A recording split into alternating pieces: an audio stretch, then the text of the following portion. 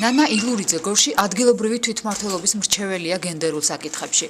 მუნიციპალიტეტებს შორის გორი პირველი პრეცედენტია, სადაც აღნიშნული თანამდებობა დაიშვა. მანამდე ის საკრებულოს სპეციალისტად მუშაობდა, ამჟამად კი გენდერთან დაკავშირებული საკითხებიც ეხება და ამ მიმართულებით აქტიურად მუშაობს. ეცნობა საერთაშორისო პრაქტიკასაც. ოქტომბრისთვის ის ლონდონში დაგეგმილ ერთ-ერთ კონფერენციაშიც მიიღებს მონაწილეობას. მრჩეველი გენდერის საკითხში ჩემთვის არის ძალიან მნიშვნელოვანი, ჯერ ერთი იმიტომ, რომ ეს არის პირველი შემთხვევა მუნიციპალიტეტებში. ეს საკითხი არის ძალიან მნიშვნელოვანი, იმდენად, რამდენადაც ქალბატონები ჩართული უნდა იყვნენ აქტიურ ცხოვრებაში, ჩართული უნდა იყვნენ პოლიტიკაში და არა მარტო ქალბატონები, ალბათ დაცული უნდა იყოს ყველანაირი თანასწორობა სქესთა შორის. ამ საკითხებთან დაკავშირებით მე უკვე ერთი ტრენინგი გავიარე, ქალთა ცენტრის ინიციატივით ჩატარდა, ყაზბეგში ძალიან ნაყოფიერი იყო ეს ტრენინგი, ძალიან დიდი გამოცდილება მივიღე და იმედია რომ ეს ტრენინგი მე წამადგება აუცილებლად ჩემს საქმიანობაში. გორის მუნიციპალიტეტის საკრებულომ აღნიშნული გადაწყვეტილება ქალთა საინფორმაციო ცენტრის რეკომენდაციების შედეგად მიიღო. დავით რაზმაძე ამბობს, რომ გორის მუნიციპალიტეტის საკრებულოს წევრთა შორის ქალი მხოლოდ 10%-ია.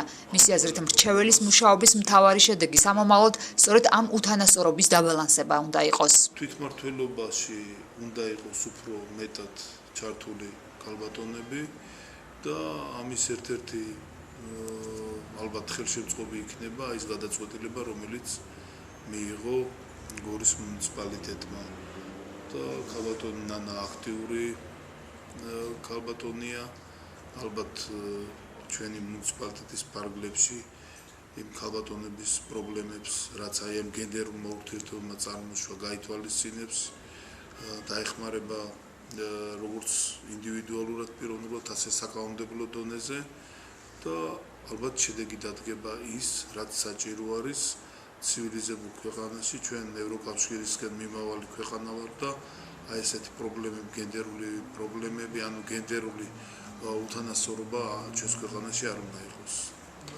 მე ამ ინიციატივას ქალბატონი მაია რუსეცკეს მივესალმე მაშინვე და აგერ ფაქტია, რომ დანერგეთ კიდევაც მისი შემოთავაზებული ინიციატივა ჩვენს მუნიციპალიტეტში. აღნიშნული თანამდებობის არსებობას ადგილობრივ თვითმმართველობაში გენდერულ საკითხებზე მომუშავე ორგანიზაციები მიესალმებიან და ფიქრობენ, რომ გორისგან მაგალითი სხვა მუნიციპალიტეტებმაც უნდა აიღონ.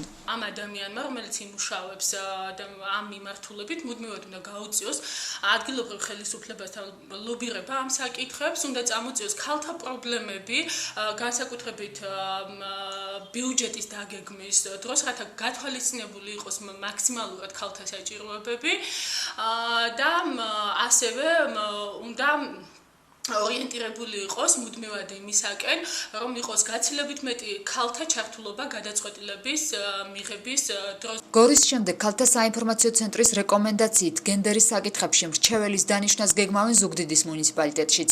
იდეის ინიციატორების აზრით, თუ ამ მიმართულებით მუშაობა გაგრძელდება, ადგილობრივ თვითმმართველობებში მდგომარეობა გენდერული თანასწორობის დაცვის კუთხით საგრძნობლად გამოსწორდება.